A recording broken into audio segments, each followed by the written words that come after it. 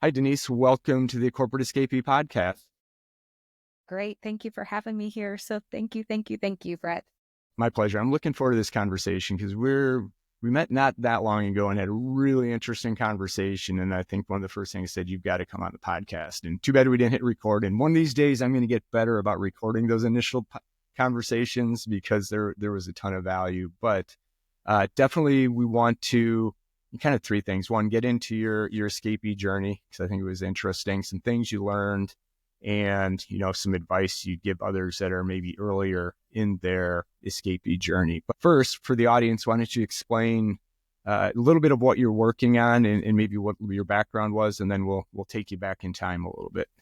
Yeah. Okay. So maybe I'll give my background and then what I'm doing, because that's really super helpful. So I spent over 30 years in corporate sales. So I sold a bunch of different solutions, but primarily the majority of the time was spent in some sort of software. And it was the latter half specifically in AI, machine learning, and automation. So I developed this real enthusiasm, this passion for AI. And so I started my company. I'll share a little bit about my journey, so I won't really dive into that and do a spoiler alert just yet. But my company today, I took my sales knowledge and my passion for AI, and now I most certainly spend about 10% of my business talking about how to leverage, how to adopt and adapt to AI technologies within the sales process. So, I do believe that there are 4 key areas within that process that we should be leveraging new technologies. But then the remaining 80-90% of my time is really focused on how do we elevate that human connection in the sales process? How do we foster that human experience that the buyers of today demand? And we can share a little bit more about that later as well. But I do a lot of consulting, coaching, and fractional sales work. And I even have a sales rep that I can drop into some of these founder-led businesses and offer some sales activities to help them as we're coaching them to do their own founder-led sales. So hopefully that's a great explanation of what I'm doing today. Maybe one of the best synopsises we've had on the history of this podcast. So well done, because it makes sense. The one clarifying question I'll ask, and you hadn't mentioned it there, is founder-led. So is that your ideal target now, is kind of startups or founder-led companies? Or so it has been startups. Yeah. So founder-led startup companies is what I've been focused on. I'm still going to continue to foster those types of clientele, but I'm increasing my threshold. It used to be anything below $1 million, probably. Now I'm looking at somewhere between 1 to 10 million is where my threshold will be. Probably my sweet spot is about the 5 million space. Yeah, and we share that passion of helping that 0 to 1 to 10 company break through. No, it's good, and I love it. And we will get into, again, AI is something I'm passionate about now. The sales piece, I think, is so important. Kind of you've taken some different approaches, or not, I wouldn't say pivots. Well, maybe you have pivoted. We'll get into that. Yeah, I've been pivots. That's fair. Different areas. But let's go back. Your last corporate job was how long ago? I left in 2022. Okay. So it hasn't been, it's only been almost 3 years. Okay. So 2022, and you were in a sales leadership role at that company? I was in a sales role, not a leadership role. At that moment, I was in a sales role, yes. And, I'd gone from, so maybe I can give you a little bit of history. So what really drove this urge to do something new was I had been at one company for over 11 years. So 11 and a half to be more specific. And I thought that they were my family, right? And I had year over year, I had been consistently successful, right? Otherwise, I wouldn't have had such a position for such a long period of time. I had one terrible year and I ended up being let go. And that rocked me to my core. Like, I was crying and sending out messages, trying to find a new job, because it was though, having spent that much time, having given everything that I had, I worked super hard. I exceeded my quota most years. And, I hit quota or exceeded quota 85% of my qualifying years, right? Made a lot of great money, made some amazing friends that for me were family at the time. And I had been told that I was safe, that I wasn't going to be laid off. Now, in reflection, I realized that layoff was really my own demise. And there's a whole long story to that, right? But ultimately, at that moment, it was really heartbreaking for me. And while I had, like I think 5 job offers within the first month because I busted my butt. As soon as it happened, I was, trying to do whatever I could to find my next position because I hadn't experienced that in a while. Now, they gave me a great severance package, but it was still, I knew I couldn't sit idle for very long and I didn't want to wallow, right? That was my biggest fear. What I uncovered, though, as part of this process, one is I probably should have wallowed because I didn't probably deal with my grief over having been let go and losing a family, essentially, is what I felt, right? I should have wallowed a bit longer.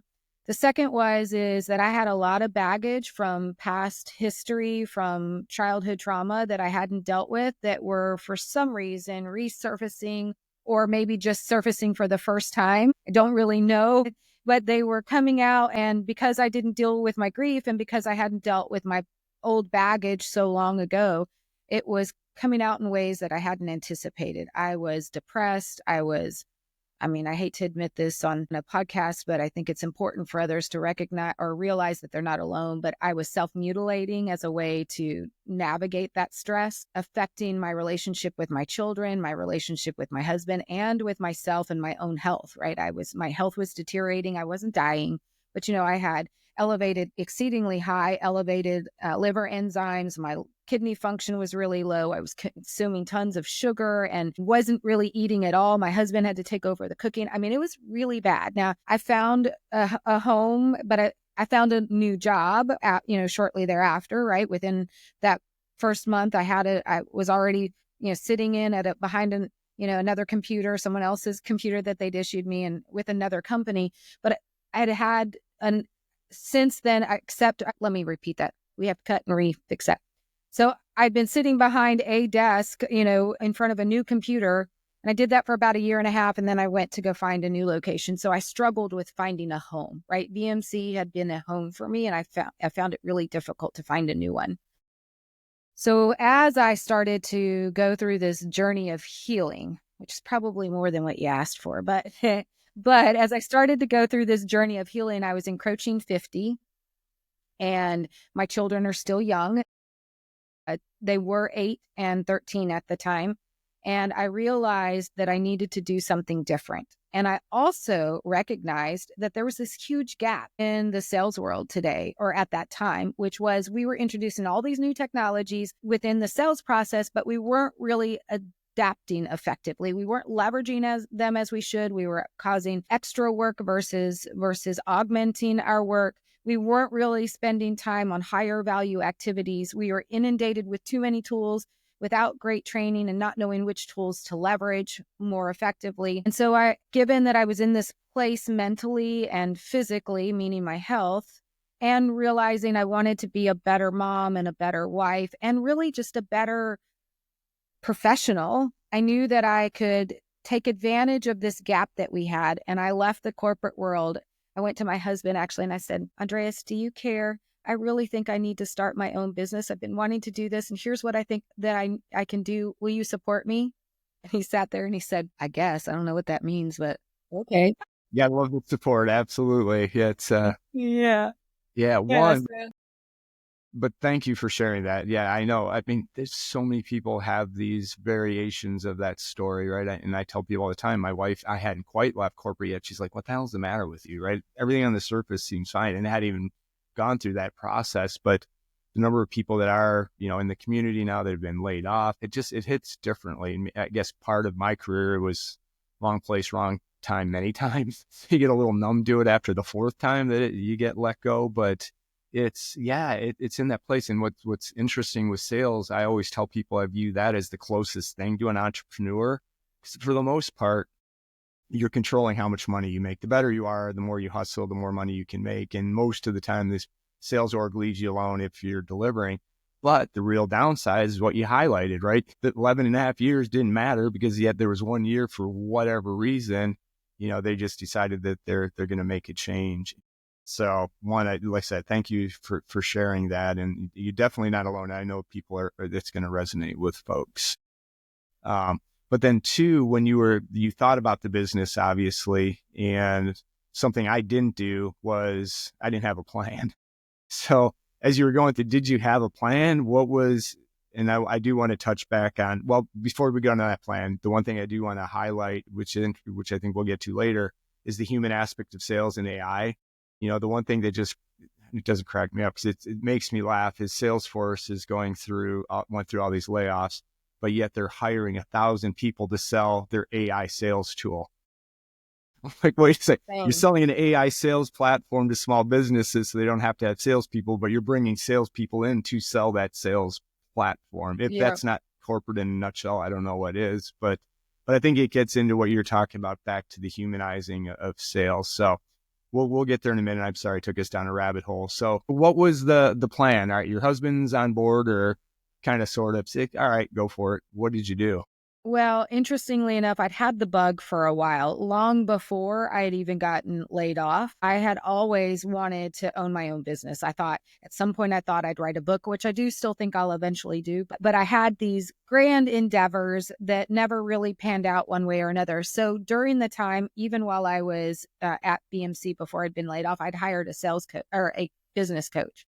And so I hired him to kind of help me figure out what I wanted to do. So I didn't have a business plan. I didn't have anything engraved in stone, but what I knew was that I had a need that I could try to fulfill. I had an experience and an expertise in that area, and I had a business coach who really built my confidence level such that I was able to just leave the corporate world and go straight into establishing my own company. But interestingly enough, it was called Success with AI. And I thought, I'm going to go out and I'm going to evangelize the benefits and the value of leveraging AI in the sales process while still retaining that human element.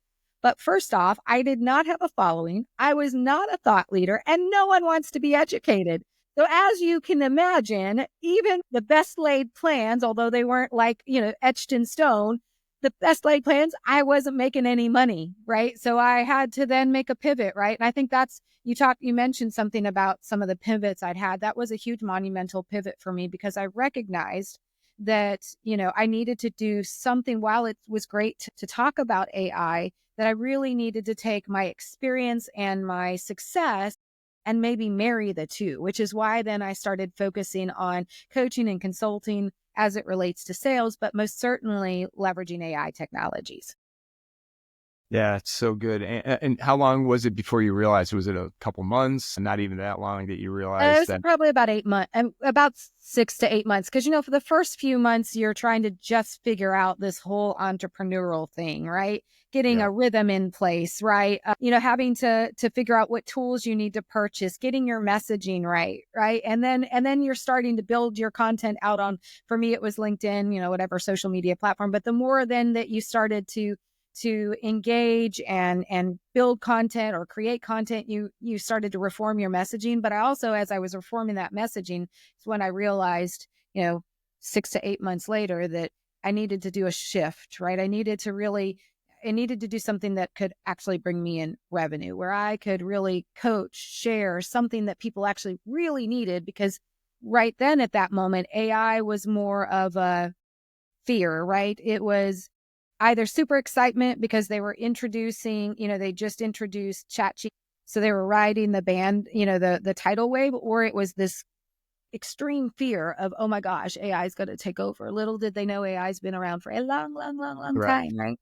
Well before ChatGPT. But so I had to make a shift, and I had to do it kind of quickly. So I hired another business coach, because at this point I hired, I don't know, it doesn't really matter in what sequence it was, but I hired a new business coach to really help me formulate what I then put together as my Elevators program, which is sales and AI. Makes sense. And one of the things, curious too, because all of a sudden, one of the adjustments I had to make was owning your own schedule. All of a sudden you have all this time. And I think there's two parts of one. How do you get it organized and make sure you're working on? But the other one, I'm curious if you felt this way, was the guilt, right? Because if you weren't working on the business versus taking or being more focused, right? And so I went through an evolution of over-index and being way too structured and working way too many hours to not having enough. And now I've found a happy medium. But I was surprised at the number of folks that it took them a while to figure out how to manage the schedule in your own time. And two, the guilt of not working more and more and more because you don't have the revenue you wanted to be at. And I think that's you do need to work and you need to put the hours in, but there's probably overkill. So I'm just curious if you had gone through any of that little bit of evolution as you were starting. I did. And I think mine was a bit different because I was going through this journey of healing at the same time. So I was navigating this whole journey of trying to solve to 50 years of, this stuff, right? Because Yeah. once you resolve your primary trauma, you have all these ancillary things that then pop up, right? That, you've learned to be this way because of something that you've experienced. So you get rid of that something that you've experienced, but now you got to learn how to, grow and change from the things that have become your organic, from your organic self to actually creating a developed self, right? So that in itself was really difficult to add. But then I also, the reasons why. So when I quit the corporate world, part of my vision, I have a professional and a personal, and the personal one was because of my childhood trauma. I wanted to give my kids more than what I had, right? Because it was something related to my family, right? And so I really wanted to be able to give them more time. So part of my vision is to spend, build a legacy for them that allows me to spend as much time possible doing the things that we love together. And so I would feel guilty that I was working so hard and not giving the time. So mine was a bit of the opposite guilt, working so hard and not giving as much time as I should and living my vision while all still trying to go through this journey of healing. So for me, it was a bit different than maybe someone else. My guilt was the opposite. It's interesting. It's funny. It's the more people I talk to, there's some variation of this journey, because when I left corporate, I thought it was purely financial. I'm like, I'm going to go make more money. I want to make more money. I'm done doing that. But then I started to discover the time and then the relationships. And it really was I don't want to say rebirth, but in a sense it was, because my priorities are completely different now than they were 5 years ago when I started this. Still need to do certain things, but I didn't know that was in me, that these things were bothering me until you started going down this path. Now I look back and like, man, what the hell was I doing? And I mean, you do it because you have to do it, or you think you have to do it. But yeah, and when I tell people that are new, they're like, really? You went through I'm like, yes, it's surprising. Well, I think we all have to at some point as we embark on that new opportunity, new space, because we're having to relearn how to do everything. I mean, we were driven by corporate world, right? Where we knew what the process was. You abided by the process. You could have fun, but you could also go do whatever you wanted every now and then because you still were getting paid. For sales, you got paid at least a base salary. So if you needed to run and go do an errand, it was fine, right? Because you made up that time somewhere. It didn't really matter because, you would make sales. But when you are the owner of your own business as an solopreneur, entrepreneur, small business owner, if you walk away, you may not, that not working affects payment of some sorts, right? It affects revenue it's in some way or another. Unless, of course, you're further down the road. But for us who are startups, right, we're embarking for the first time down this journey. You then have to learn how to navigate some of those feelings that are associated with all that. Yeah, for sure. And two, the other thing, which I didn't appreciate, is focus time, right? Because I talk a lot now that, Asana, that 27% of our corporate jobs are actually spent doing what we were paid to do. And the other was work, right? Commute, unnecessary meetings. So you cut all that out of your work life, your new work life, and that's so helpful. But yeah, it's still you still got to be focused with what you do. So now, I mean, it's like I said, it's been a fascinating journey so far. And yeah, now I'm to the point where I am starting to focus on I don't have to trade time for money. There's things that are now happening that I don't have to be a part. But yeah, it takes a little bit to get there. So, Brett, something that helped me that might be helpful to anyone who's out there that's listening. One of the things that I really struggled with as I was trying to figure out how to harmoniously navigate the different schedules, right? And where to give my time, right? One of the things that was really bothersome for me, especially as a mother, when Emma and my son Matthias were younger, it was easy for me to work 150% because I didn't have to navigate or manage them, right? I could sit them in front of the TV, or, they were napping, or I took them to daycare, right? But now that they're older, they have softball and baseball, and now I got to take Emma to youth church on Wednesday nights, and Matthias has practice twice a week. Emma's got high school softball. So it's like all of these schedules, and I could not give as much time. So I felt like I was not, that's where my guilt came in. So if you think about content pillars, when you're, creating content for LinkedIn or Twitter or whatever platform you utilize, right? You always are taught to create content pillars, right? So you're not talking about the same thing every time. And on average, they say around 5 content pillars. I took that same concept and I created life buckets. I said, okay, this is how much time I need to spend with my kids' activities. And that did qualify as some one-on-one time, because we were in the car together, we got to talk, and that's where Emma's the chattiest, right? When we're on our way to school or I'm taking her to church. So I would have to create sports buckets. I had to create husband bucket. I had to create work bucket. I had to create self-care bucket, which included at that time my healing. I had to create all these different buckets. And then I figured out how much time within my day or week could I give to each of those. And then I started to be more accepting then of the different buckets that I had to play in, right? And recognizing that they're not going to be balanced. Some days I may have to work on one thing more and focus on one thing more than the other, but at least I knew around about how much time I should be giving, and I could navigate that accordingly. And that really helped me, especially in those early days. Yeah, that's good. I wish I would have done that early, because I do have that now built in, right? Like relationships is a bucket, health or wellness, right? Mental, physical, fun. I still build a bucket for fun. Again, if we're not having fun doing something, we got to figure it. So 100%. I wish I would have known that earlier in the process, but it was what it is. And now I try to bring folks on like you to say, hey, do this differently, right? This is where you learn. So, all right, so I want to go back to tactical. You were a salesperson, so you got it. So when you knew you had to get out there and start, that the content was going to be more of a long game, the things you were building. So what did you do to go get your first couple of customers? Was it somebody in your network, or how? The reason I asked, we just had somebody on not long ago, Tom, who talked about his first customers were sympathy customers, right? He was somebody in his network, knew him, liked him, had no idea if he could actually deliver on this, but they said, hey, I like you, I'll give you a chance. So just curious how and by the way, I love that. I wish I would have thought of that earlier in the process. No, I love that too. I wish I would have as well. But what did you do? How did you get the first couple of customers? Yeah. So the reason why I love LinkedIn is because all of my clients came from my work effort on LinkedIn. So they all came through LinkedIn, having, at the time when I first started, some of my podcasts and live interviews were centered around my journey of healing. But whenever I could, I would talk about how, now I was able to really focus on sales in a new way. And I started really talking about the value of humanizing sales. So I ended up, through my messaging, whether I was vulnerable and putting myself out there, probably a little too vulnerable at moments, right? I would always say, live and learn, right? But, there's a fine line. Like, you don't want to share all of your world, right? But you do want to share enough. I don't know that I embodied that really well when I first started. But, if you think about putting yourself out there and then my content, that's what really fostered these conversations in both the comments and then over to the DMs that enabled me to start bringing on my clients. Okay. And then which, by the way, then I would say maybe a couple of them might have been sympathy and I didn't really know. It's okay. It doesn't matter how he gets the momentum going.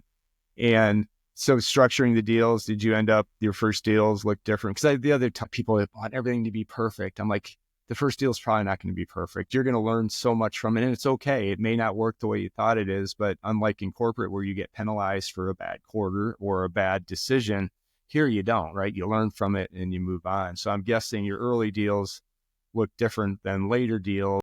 Yes. Well, first off, I didn't charge my value first off, because I felt like I'm new. I don't, this will be one of my first clients. They're not, do they even know, do I know how to value myself enough? Here's what I think I'm going to charge. And that's what I charged. I over delivered. And I mean, I overperformed and under delivered, right? Over delivered. I don't really know now. Over Yeah, delivered, whatever. under promised. Yeah, whatever that is. I charged way less and delivered more value, right? And so then I started, the good thing from that is like, I even talked to someone today who, she's not a client right now. I don't even know that she's a prospect, but it was just someone that I met and we were having conversation. And she said something about, I'm worried about this first deal, I'm going to charge them less. And then, when I go on to the next one, will I do the same? I said, look, here's what you do. You have to compartmentalize it. You have to shift your mind space. That first one or two, those are your beta clients, right?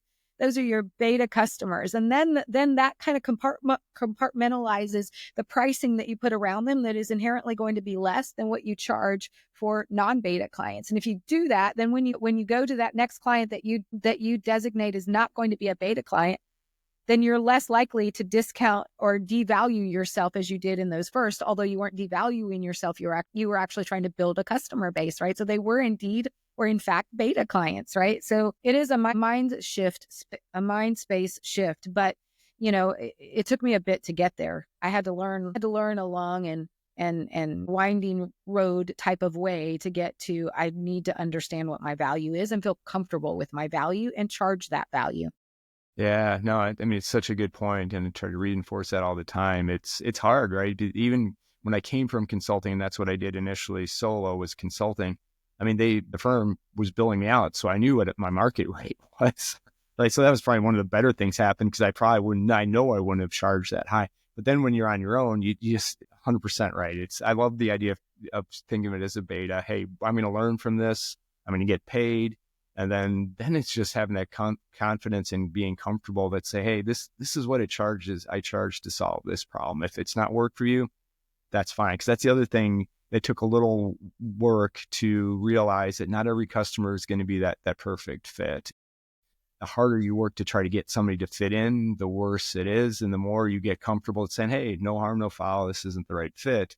All of a sudden I know in the early days it's hard and you can't imagine doing that, but it's shocking that when you kind of turn that, and maybe this is the humanizing part of sales, you turn off the sales approach, people are more interested in working with you because you're not pushing them to do it, but you're just talking about it. So yeah, I know that's definitely a pivot, not a pivot point, but a growth point for a lot of folks. Point, yes. To go through this. So, all right. So going through your journey, I do want to just couple other things, and we can talk about human and AI and sales. So from there, when you started doing some coaching or consulting, then now you're involved in a bunch of different tests, and you and I are two like mine, like, let's test it, see if it works. I think, I did the math over the weekend, and I think I've not monetized 9 different ways my corporate experience, right? From consulting, fractional, you name it, coaching, there's been a difference. So I like the testing and the experimenting. So why don't you share a little bit of, again, you haven't even been doing it that long, but yet you're experimenting. So kind of share your philosophy and your journey of how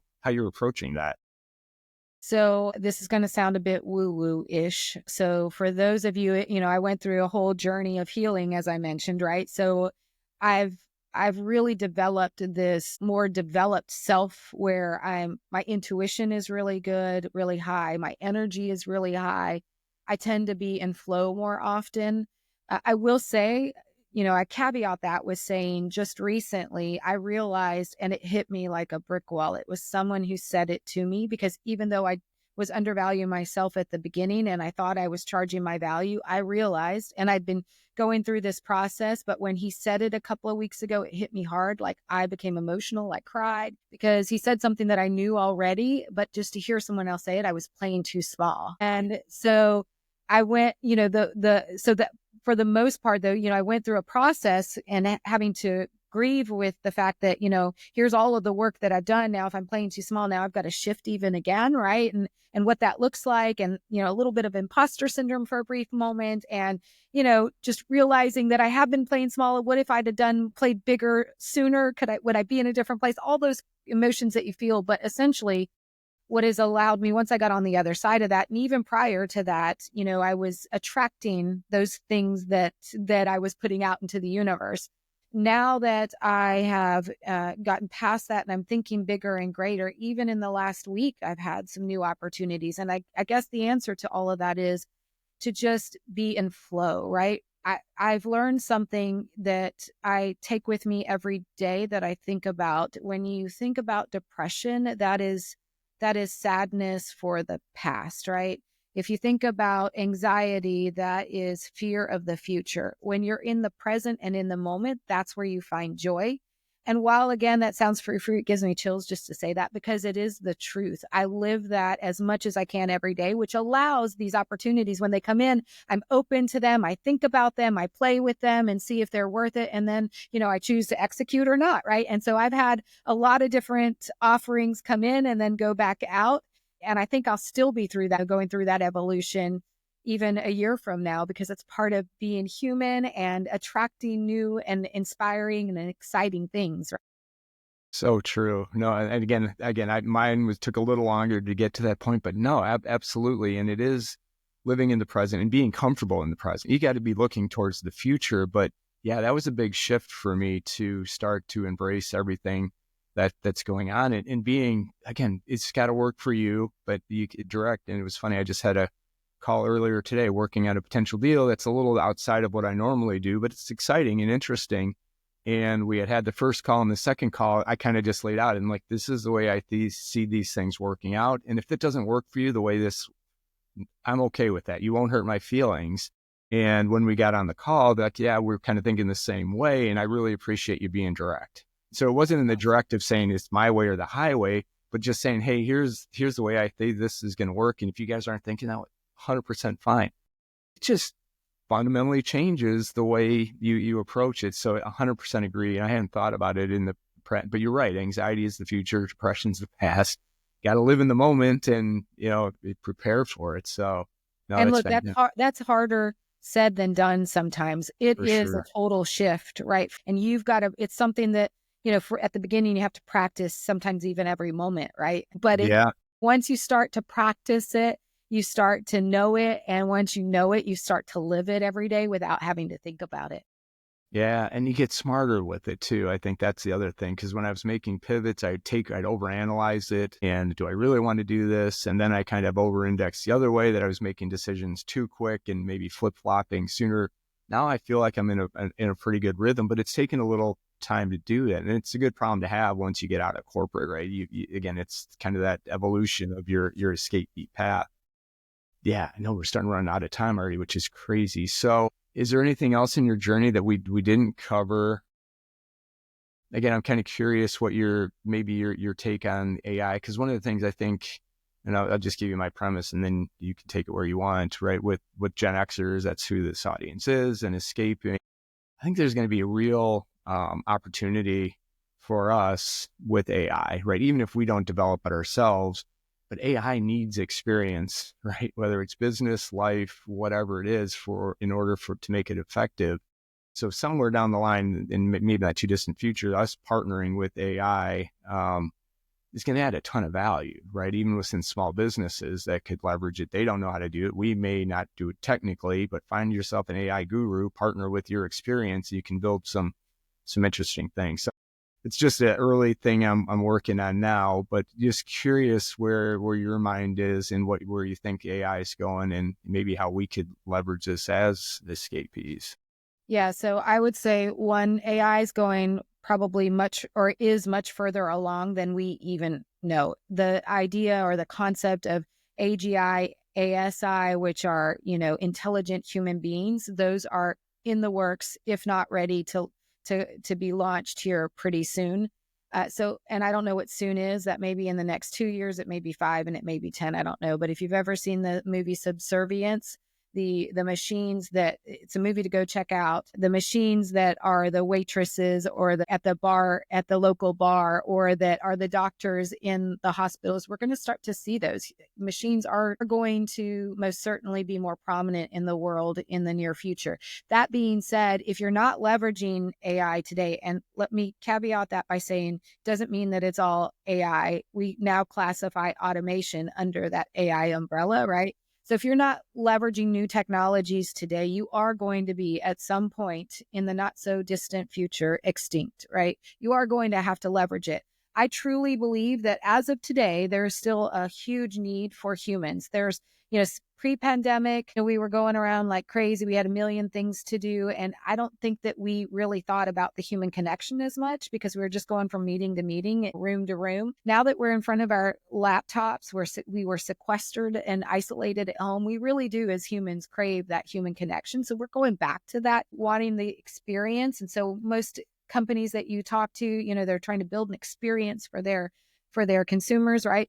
All of that is so important. So I do think that you still need to focus and leverage on the human aspect in all that you do, but you should be leveraging AI, automation, new technologies so that you can have them sign over those mundane tasks, those things that are low level activities, so that you can focus on the higher value, which that is where then you foster that experience, right? That's where you develop that connection, build those relationships that build and make amazing partnerships in the future. Yeah, couldn't agree more. I mean, I do think you're right. We can scale off the non-value add stuff, which just makes sense. But where you do have human interactions and connections, it's going to be that much more valuable and that much more different, right? Again, if AI is writing all the content, doing all this, everything's going to look the same, right? It's going to be when you can put a typo into your content or right different, or we're old enough now. We had two spaces after a period, right? You're going to recognize that it's from a human. I think back, you mentioned earlier in the conversation about being yourself and authentic and sharing too much. I don't know if you can share too much. I think people appreciate the authenticity, and there's just not a lot of that. So if you can be different doing it, yeah, in the near term, at least as long as I plan on working, I don't really plan on retiring, but doing some variation of this, I think, yeah, the human is going to play a piece. And I think it's, I don't know, I'm super excited for the future. And maybe that's just the optimist in me versus the pessimist, but I think there's a lot of things for us. So in closing, any other words of advice for folks, because our audience is a lot of people still in corporate, thinking that, I don't know if I can do this. One, I believe we all can do it. Should everybody do it? And maybe not. Any other words of wisdom for folks listening out there? Yeah, I'd say a couple of things. I'd say one, make sure that you take care of your baggage. I mean, really, solve whatever problems you need. And it doesn't mean you have to go through traditional therapy. There are tons of different types of therapy you can go through. But I always say that if you don't take care of previous issues, they will come back to haunt you in some form or another, and that does limit your success. So once you get rid of and get past some of that baggage, I mean, the success that you will experience is beyond anything, because now you're not self-sabotaging, you understand your value, you have high regard for yourself and respect others. I mean, there's so much that comes with taking care of baggage. That's first and foremost. And then I think the other is that you have to be open to adapting, right? I think that I've gone through now, I started out with success with AI and evangelizing, right? Then I went to B2C, where I was really just coaching individual salespeople. Then I went to B2B, but really still small zero, barely funded startups. And now I'm shifting even more. I've tried different offerings. Some have been great, some haven't. Some I didn't actually offer, but I had them in my head and wanted to test the theory, right? And some were great. And then some didn't really meet the pivot that I was going through. I just think that, as an entrepreneur starting your own business, nothing is failure. You're always learning. And if you're willing to accept that there's going to be change and you're willing to adapt to that change, I think then you can find really what your real place is. Because the reality is, anytime you start, it takes a little bit of time for messaging and the conversations for you to really understand where your strength is, or where your zone of genius is, or what the demand in the market is. I'd say get an idea together, but recognize that you're going to have to make some shifts and changes throughout your journey, whatever that journey might look like. Those would be my 2 pieces of advice. So good. I can't improve. So it's a good place to leave it. Denise, thank you so much for joining us. And if people want to connect you, which I'm sure they will, what's the best place for them to find out more about you and connect with you? LinkedIn. And if you haven't, my handle is Denise Murtha Bachmann. So it's linkedin.com/in/Denise Murtha.